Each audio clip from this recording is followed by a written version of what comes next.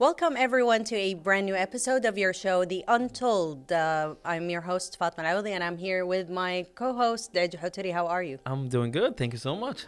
So, welcome, dear viewers, to this brand new episode. And obviously, like every other episode, it's going Yes, to be we have. interesting, it's going to be nice.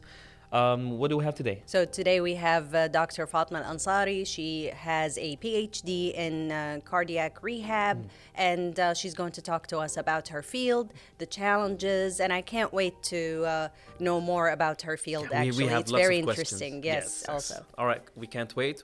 So, dear viewers, stay tuned. We will be back with Dr. Fatemah AlAnsary.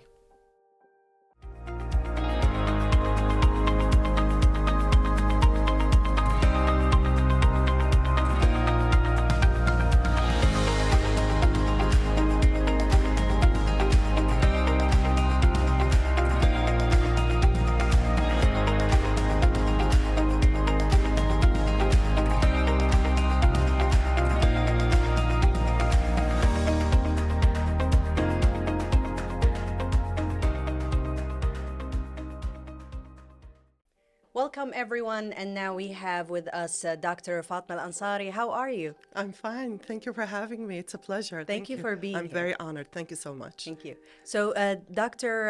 AlAnsary, do you mind telling us or introducing yourself to the audience, please? My name is Fatemah AlAnsary, or Dr. Fatemah AlAnsary. I'm a physical therapist. I'm specialized in cardiovascular prevention and rehabilitation.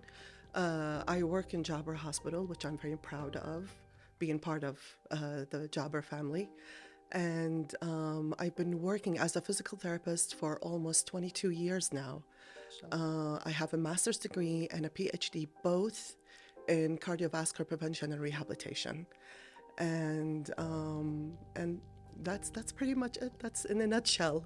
All right, that's sweet. But there's something interesting about the script that we have. Yes. So, I heard that you wanted to be a TV host. This is the interesting part for us, right? Yes, yeah. Yes, when I Caught my attention. I have to ask. Yes. When I was a young girl, I used to dream of being a TV, honestly, being a TV host and an actress. I was always, I would admire TV and anything about TV.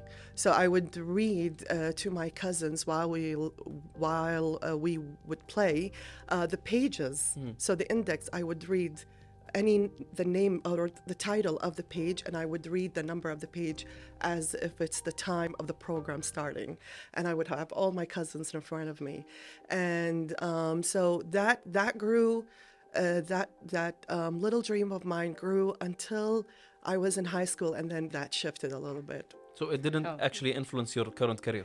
No, I mean, I still do admire TV, and I do love to see, I have that little dream. Oh, I would love to be a TV host or do some acting. Yeah. And when we were living back in Michigan, when my dad was studying in Kalamazoo, we were always participating in any of the school's plays in theater, and anything that we had, and we had a lot of international kids at the school, so they would always ask us, and I would never say no. Me and my brother Ali, we would never say no, and they would love to take photos of us. And sometimes when we have Kuwaiti National Day or International Day, I just loved being on stage and just performing and singing to the audience. So, That's yeah. amazing. Yeah. Nice. It's also never too late to have your own show, let's say, to be a hostess of your own show, to actually raise awareness about your field. Definitely. You can talk about, the rehab and preventative cardiology. I'm sorry. Preventative and rehabilitative cardiology, Cardiology, yes. cardiovascular prevention and rehabilitation. Yes. Yeah. So you can also have your own show, or you can have segments of a show, a health show. You can always combine interests. This is what I've learned when I grew up, right? This is what you're combining doing. English, yes, English with media. So I earned this place because of that. But also, and would we be know. nice. And we know your brother Ali, and we've worked with him, and we want to say hi to Ali also. Now, talk to us about your childhood in the U.S. Well, we grew up in my father went to study engineering in 1982. So we grew up in Kalamazoo, Michigan. We had the best memories there. Of course, we had all the Four Seasons, and my mom playing all the fabulous 80s songs, from George Michael to Tina Turner, and I grew up in a house where I had the balance of seeing my mom being a mother, stay-at-home mom, and my father studying and working hard. So I think I have that pride of being a woman who loves to be a mom, but I love my job at the same time. So I never look down at females or women that want to stay at home and look after their children or raise their children. I really admire that, but at the same time, of course, I do find the balance in my job also. Because usually that's the connotation or the ideology that people enforce on us. If you study hard and work hard, you don't want to be a stay-home mom. No, it's not. Yes. It's not supposed to be. It's very stereotypical of them to actually judge women who That's have what that. they think, or And also being a mom is a very hard job. It's It a very is. difficult job. It is. Yeah. also the fathers. It's it has to be a difficult job as well for the fathers, right? Yes, right? It's coming soon, Dej, for you. Hopefully, inshallah. All right. So when it comes to your education, so you were actually interested in interior design, right? Well, that I found that out about myself when I was in high school. At the time, it was very simple. I just loved interior design. And by the time I graduated, I actually did tell my father that I would love to do, as we used to say back in the 90s, it was the simple times, there wasn't a lot of Kuwaiti designers or like the coffee shops that we have now, and Kuwaitis are designing everything from homes and restaurants. So at the time, I just looked at it as home design. So my father always admired the medical field. And my father said, no, as we used to call it back in the 90s, decor, why do you want to study decor? So I would literally I was more into that than fashion itself. So I would like cut from magazines and I would put a folder and I would just love admiring lamps and plants and wallpaper and all that. But he told me, no, I want you to do something more in the medical field, because my father's dream was also to study medicine, but then he shifted to engineering. So, and he would always call me Dictora, Dictora, Dictora. So, so he would tell me. That led to the shift. Exactly. So why don't you study pharmacy or dentistry? And I didn't like chemistry. And we didn't have so I didn't want to be a pharmacist, and we didn't have dentistry at the time in Kuwait. So I said, okay. So he told me, what about, because I didn't have a very high GPA. So he told me, what about physical therapy? And that's when he introduced me. Actually, my father was the first one. So he explained it to me, and I thought, okay, I'll try that out, and then we'll take it from there. We'll see how it goes. And of course, I had my ups and downs. I also, while I was studying, I wanted to shift to English literature. Okay. But I stayed, and I thought, I think I can do this. I think I can do this. And actually, when we started doing the more of the hospital work and the training at the hospitals, I think that's where I found my skills.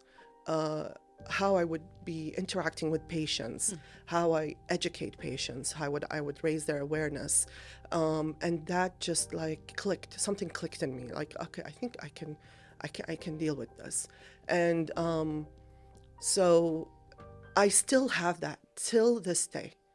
I thrive on that, and I love even sitting down with the patients and breaking down their problems, whether it's psychological, whether it's any injury, whether any disability, functional limitation. I just love to ask them and go into details about what we can do to help the patient. So that really is one of my, I would say, my pride and joy in the profession of physical therapy. So you actually mentioned something about your patients, and I think they are who keeps you motivated. Yes. You would like to know more about them and try your best to help them out. So when it comes to your patients, who are they? And like, are they young, old? Are they different? The ones, let's say, in Kuwait and in the UK.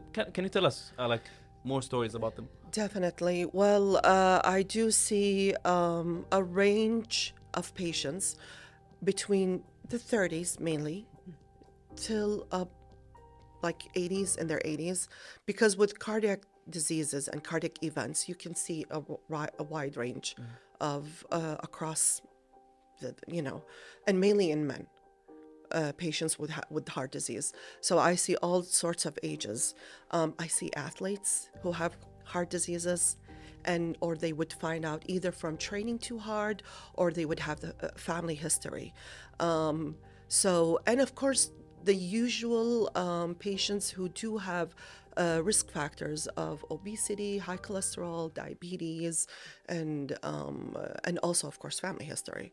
So I see all those different cases. Now, to answer your question about how are they different from the ones that I saw and trained in the UK, yes, I would say. I think they are more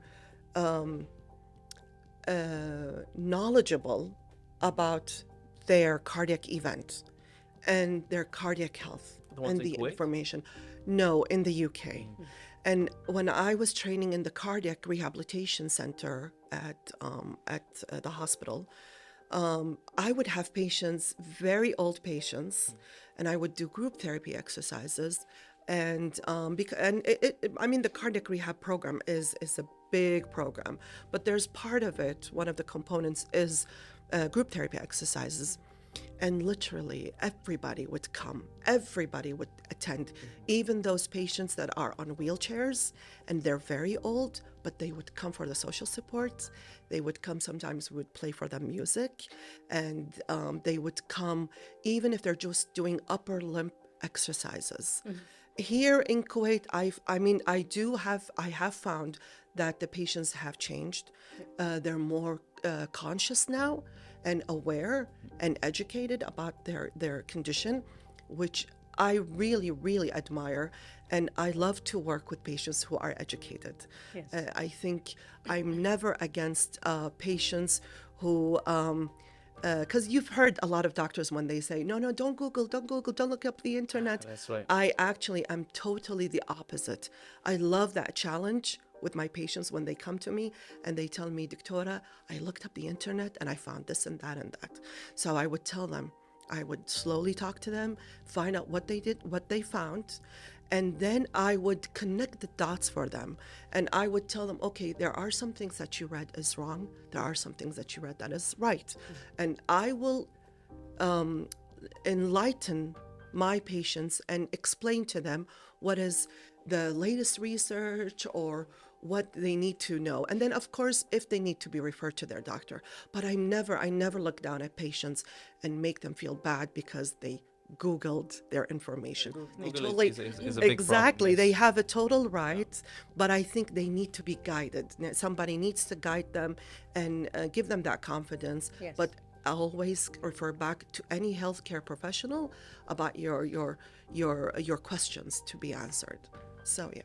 All right, so for now, we have more questions, but still we have to take this quick break, dear viewers, and then get back to you with more and more questions with Dr. Fatemah. Thank you.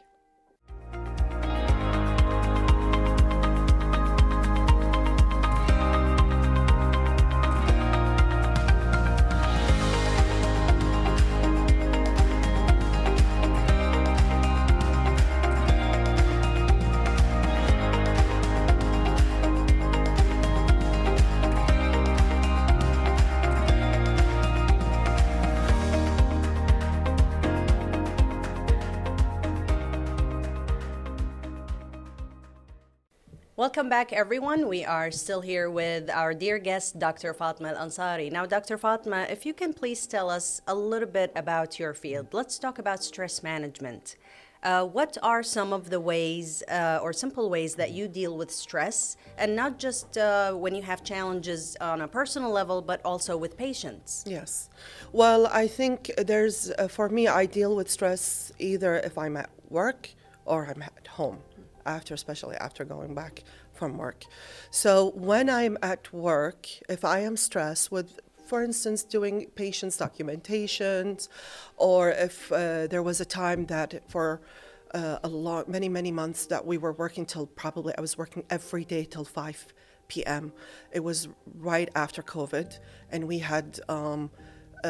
were seeing a lot of patients. We were taking patients from because if you recall, Jabbar was only for COVID patients. Oh, yeah. Yes. So after COVID, I immediately transferred because I was working at the Chest Disease Hospital. So I immediately transferred to Jabbar on April 22. So we had a lot of patients coming from all around the areas, the suburb areas around Jabbar. And I would always take my time, I would I would have a cup of tea, I would have a cup of coffee, I would just try to isolate myself because I never liked the idea of entering a patient while I'm stressed. Because a lot of my patients, especially my cardiac patients at the time, they deal with a lot of psychological problems. And I've seen, ever since I've done my, not even my master's degree, but ever since I was working at the Chest Disease Hospital after I graduated, I would always see patients depressed, having anxiety issues, sleeping problems. And it's completely normal because I think as human beings, we link the heart with, mind? with death. Any problem with the heart, we link it with death. And I think a lot of patients just look at their situation as this is very... This is the end for This me. is the end, exactly what those words. So I would, I don't like to enter the patient's room, or if I were having outpatient Yes. patients, I would always be ready for them. So I would always have my big smile. I mean, I've cried with patients, and that also built my character as a healthcare professional, and I think it's okay. But that also, I gained a lot of experience because I've heard a lot of stories, and I learned a lot from their experiences, and that shaped me also. So I would always try to deal with stress as if I feel stressed, I do isolate myself and I focus and try to concentrate at gathering myself and enter the patient's room with a smile. Smile just to Whatever, even I've had patients who would be really, really stressed. I've had patients that would never talk. Honestly, they would never talk. They are that traumatized from having a heart attack or a heart surgery, and they would not talk. So I take it day by day and step by step with them. Now, when I go home after a long day of being stressed, of course, I would always love to see my son. I'm always happy to see my husband, my family, because I live with my dad and my brothers. Listen to music, some, a little bit jazz, some coffee, a little bit classical music, opera, whatever. And then I talk with my husband a lot. And talking with a spouse, I think it really helps. So, and also talking with the colleagues, and this is all based on studies. Talking also with colleagues, I encourage, because I think there are a lot of people when they are stressed, especially when they are at work, but you cannot leave. I think they feel confused. Who do I turn to? But I always encourage my colleagues to, no, it's okay. You can talk to a colleague. You can, because colleagues sometimes understand what you're going through more sometimes than the spouse. So there are some things that I would tell my husband and de-stress about what happened throughout my day or whatever sort of patients I've seen. And then there are other stories or other ways that I would de-stress with my friends Yes. or colleagues at work over a cup of coffee or just, while we're just writing Yes. away our Because they see your documentations. viewpoint. Exactly, if it's exactly. a colleague, yes. And sometimes it's just venting out. It's not, Definitely. I don't need a solution per I se. just want to talk. Yes. I just want to let it Yes. out. Yeah. Exactly, So definitely. they would understand, yeah. But always go back to focus. Always collect your emotions and focus and concentrate that you are here to treat your patients and just, yeah, with a smile. All right.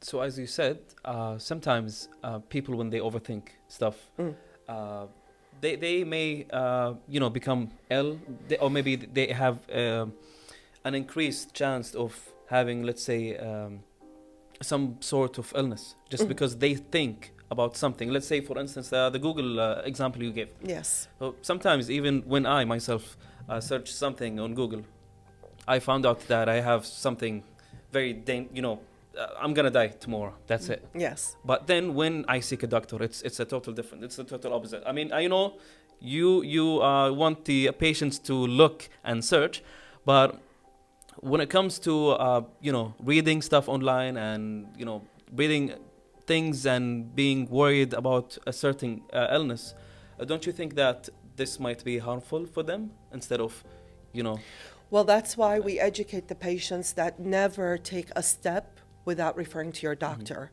If it's, for instance, if you're in the middle of the night on your phone and you're searching, I always advise my patients never take that step or doing whatever you want to do until you wait till the next day, talk to a relative if you have a doctor relative, talk to your doctor, go to the hospital, go to the free clinic, but never, you can read. As I said, they are allowed to read because you do have a lot of educated patients. They are allowed to read, but I think, as I said, I think we just need to connect the dots to them. And I would tell them, because I do it myself. Sometimes when I'm a patient and I would see a lot of doctors, I would tell them, like, for instance, Dr. So-and-so, I read this on the internet. Oh, yes. But I would always mention, but you are the professional in this field. So please connect the dots to me. Tell me what I know. And I think sometimes I just feel like it saves time a little bit to the doctor themselves. I don't know, just from my own experience. But because there's a lot of things also in the medical field and in the physical therapy field I don't know, I'm not aware of. So I still always seek out that information. But it's never wrong to look, but never take that step. So I think that educational part and raising their awareness of be careful, self-monitoring is very important. Whatever you feel, whatever you see, in the mirror, if there's something on their bodies or whatever, but they can look it up, but then always refer to Yes. talk to somebody professional. This is a must. Yes, and it Exactly, also, I definitely. think, lessens the shock. Yes. If I have some symptoms and then I look them up, Yes. I would maybe, it's probably this, it's probably that. Let's go to Dr. Fatemah so she can, have the gaps abridged, Yes. Yeah. I never do this at night because the doctor might be asleep, or so you have to do that in the morning so that you can refer to it. Definitely. Now, Dr. Fatemah, we want to go back to your PhD when you said it was challenging, and it was, I'm pretty sure. I mean, I wasn't there, but I'm pretty sure it was challenging. Now, you've conducted a lot of research and several researches. Can you please tell us or give us one example of those researches and how it impacted your career? Well, the biggest research was my PhD thesis, and I did my PhD research at Dasman Diabetes Institute.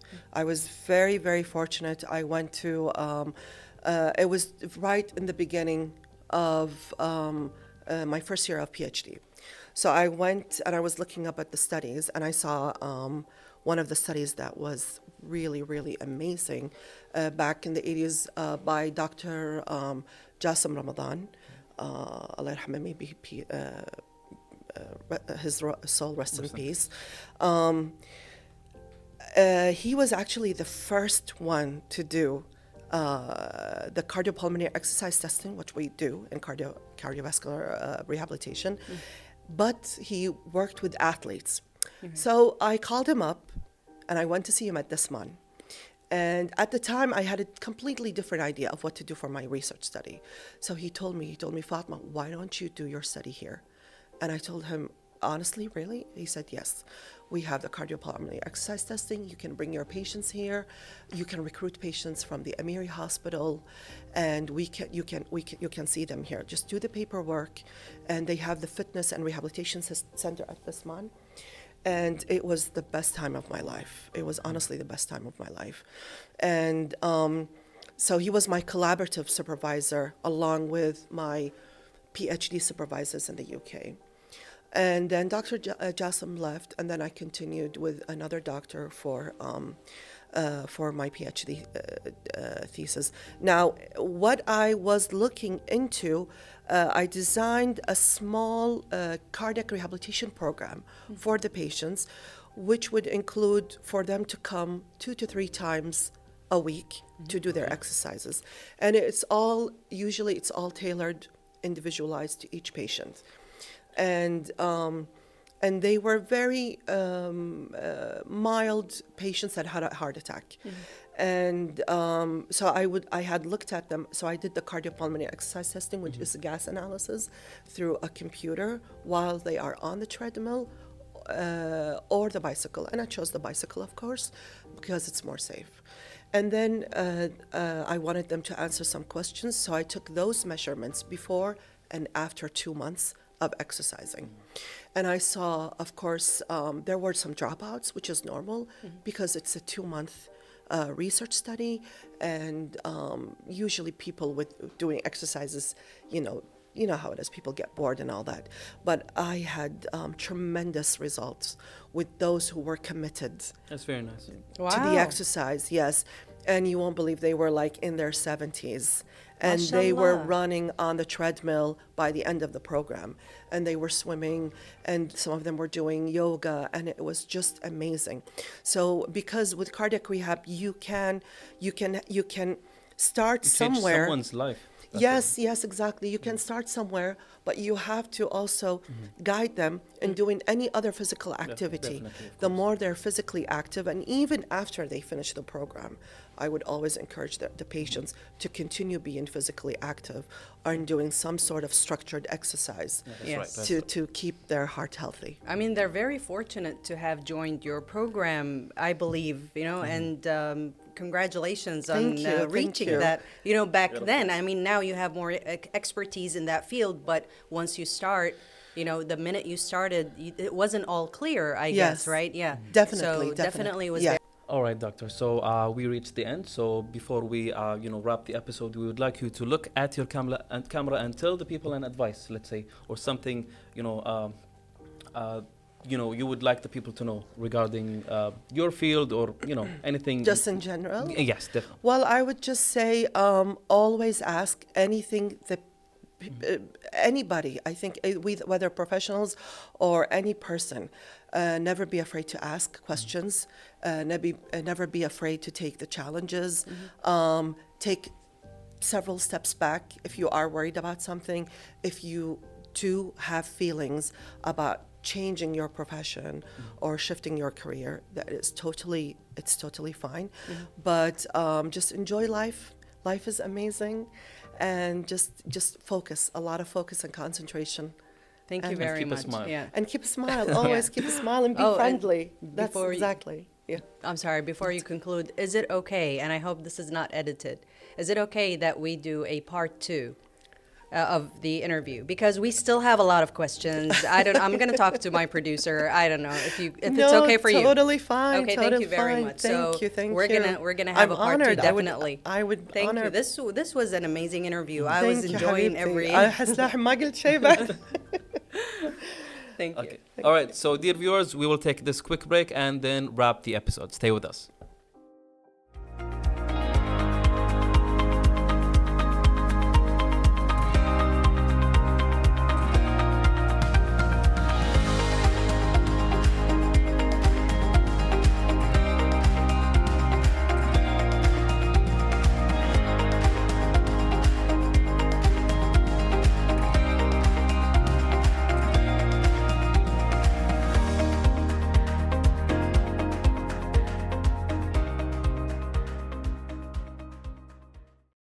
All right, so that was the end of this episode. And you know, you said it. We need a part two because we had Yes. so much questions left, and you know, she was very nice, and the way she talks, you just want to listen to whatever she says, and you know, Dr. Fatma was not only informative, but she gave us some Insight to her insights field. to Yes. her field perspective, and the way Okay. she were raised in In the States, yeah. Michigan, and then when she came here, and the differences between the patients here and the UK. So basically, lots of information and amazing Yes. information. So with Dr. Fatemah AlAnsary, I don't usually say this a lot about our guests, even though we do respect them all, but Dr. Fatemah had the whole package. She was beautiful. She was educated.